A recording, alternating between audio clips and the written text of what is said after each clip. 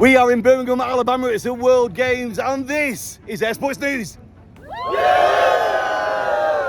What an epic adventure and honour it was to host and present canopy piloting to the people of Birmingham, Alabama at the World Games 2022 here in the United States of America. Hair Sports has a long history in the World Games, and this time we were showcased along with FPV drone racing amongst dozens of many other non-Olympic disciplines. We'll show you much more today, especially from the Barber Multisport Park, where all my best friends from the skydiving world were fighting for the podium. But now let me check into our virtual studio here, which has moved from last week in Chicago to Birmingham. My name is Regan Tetlow, and this is the fresh and latest Air Sports news straight from the field with the updated and most interesting air sports and aviation news. We're traveling worldwide to cover all the best content for you, so please, you can support us via the Patreon in the description, where you can check out just how easy and cheap it is to co-found with this program. So let's begin.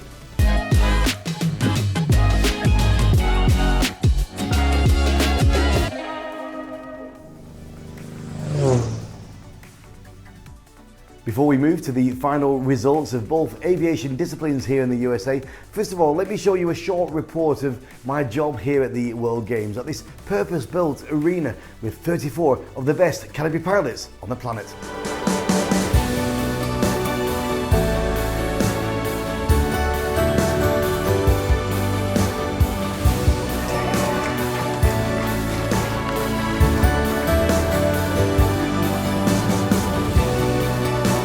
What a weather hold right now. We had a big storm overnight, lots of rain, lots of lightning, and it's left today, this morning, very cloudy, very hot and very steamy.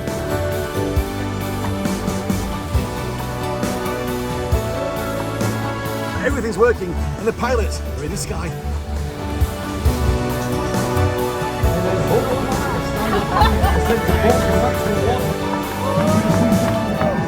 Here he comes, in the right now. Good play, back cross, on the heel of the tail.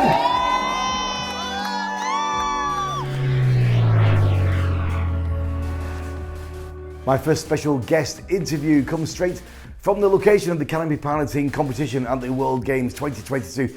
I spoke a little bit with legendary Mary Lou Loughlin from the USPA board. During the event, she was the meet director, and she explained just how it was possible to manage canopy piloting contests here safe and fast, with the risk of always bad weather. What a day yesterday. Wasn't it absolutely incredible? The athletes had smiles on their faces, and what we ended up doing was we started with accuracy, which was what the plan was, and that went perfect. The weather forecast didn't look good at all, and it looked like about 2, 3, 4 o'clock, depending on which forecast you looked at, it was gonna get to be very difficult for us to compete. So what I made the option to do was actually, the original plan was to do 2 rounds of accuracy in the morning session, and everybody was very willing. The first word I put in the center when we had our first briefing was flexible. So everybody was flexible. And what we did is we then moved into and did our first round of distance. So we moved into distance, then reevaluated and looked at it, took all the bollards, took everything off, went into speed. And then we took a little bit of a break, and because the weather was not looking good and the forecast for today was not looking good, so we actually went all the way and did the round of speed. So we have 1 round of accuracy, 1 round of distance, 1 round of freestyle, and 1 round of speed. So according to our rules, we can now hang medals because we have 1 round of each completed event. When you're hosting such a big event with more than 30 competitors on the field, it's not easy to find time to record interviews. They're competing and I'm commentating with a full day, but I found a few moments to make some short interviews with people on the field. Let's check them out. You had such a good day yesterday, big smile on your face all day. Tell me a little bit about it. Yeah, it was brilliant. So I guess we did 4 rounds total. So we started with zone accuracy. I got an 81, which was also a personal best for me in competition score, so that was pretty rad. Started really well. Distance came next, round 2. It's a bit different, man. We'd have to drag 6 different zones for the distance rather than touch just at the entry gate, so makes it a little bit more interesting. It's actually a whole bunch of fun, and then 137 meters for that, which wasn't too bad. It ended up 9th in round 1 for distance, so happy as. Freestyle next, tried out a knack-knack, and that's the second time doing a knack-knack. I ended up getting the whole pond, which was nice, but I just couldn't run out my landing. We just reached here, the location. We did a quick safety briefing to cover the aspects of how to operate with a helicopter, how to jump from it. And I'm looking at the location now. It looks fabulous, man. I think they have done a great job. It looks beautiful.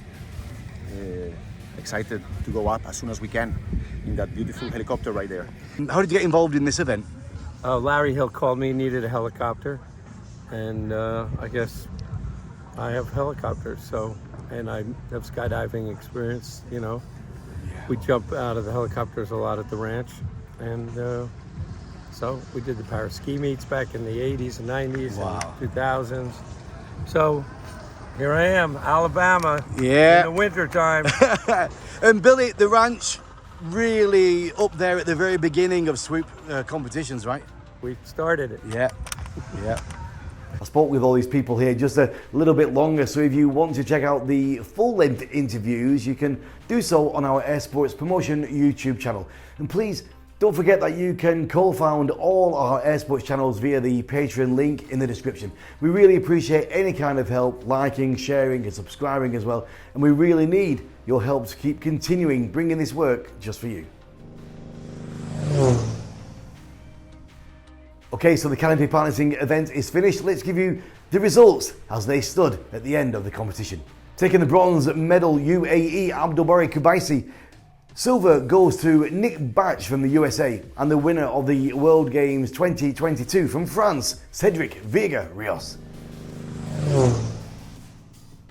Not far away from the canopy piloting pond at the Protective Stadium, the drone racers were competing during their World Games, and Kylian Rousseau, representing France, has taken the gold medal. The 17-year-old came first in all rounds of the competition, a clear winner in this challenging event in which 4 pilots raced their FPV drones around that fantastic stadium.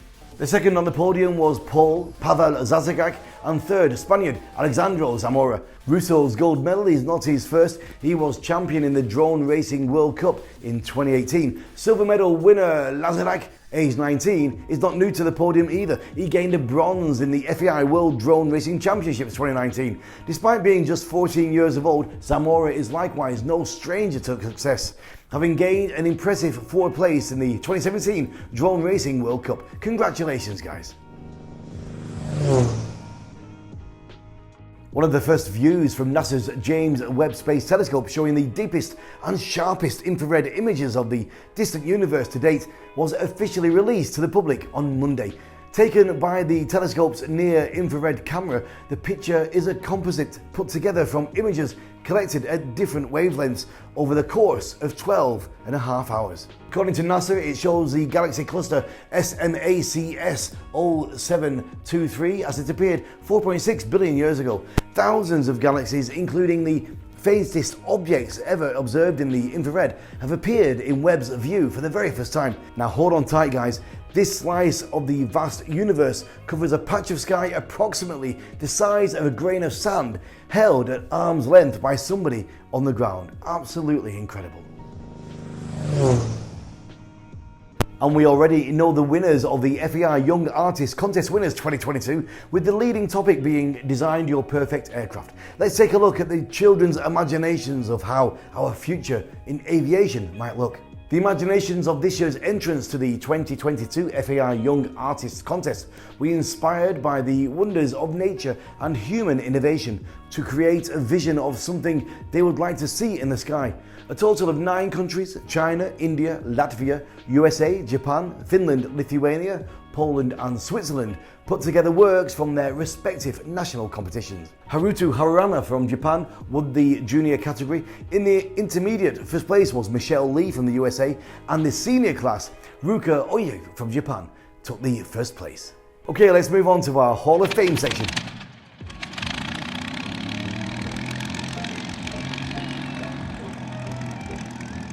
On the 9th of July 1910, Walter Richard Brookins flew his Wright Flyer to an altitude of 6,175 feet at the Atlantic City Aero Meet, becoming the first pilot to fly higher than 1 mile. He broke his own altitude record of 4,380 feet less than a month earlier. On the 10th of July 1962, the first communications relay satellite, Telstar 1, was launched into Earth orbit from Cape Canaveral, Florida. This was the first commercial spaceflight sponsored by a consortium of communication companies and government organizations. On the 10th of July 1982, the first scheduled jet airliner flown in the United States with an all-female crew was Pearmont Airline Flight 328 from Norfolk to Newark. The airliner was a Boeing 737. Captain Cheryl Faye Peters and First Officer Rebecca Rose Skroner were on the flight deck. On the 11th of July 1935, Laura Horteling Ingalls took off from Floyd Bennett Field, Brooklyn, New York, and flew non-stop across the North American continent to the Union Air Terminal at Burbank, California. The elapsed time of a non-stop transatlantic flight was 18 hours, 19 minutes, and 30 seconds. That's it for today, folks. I've got to pack up here and be leaving Birmingham, Alabama early in the morning, and we'll meet again next week in our virtual studio, this time from Toronto. And for the end of the show, let's join Maja Kujenski with her stunning acro skydiving over the Polish Baltic Sea in skydive hell. So stay safe, guys, and keep your eyes on the skies.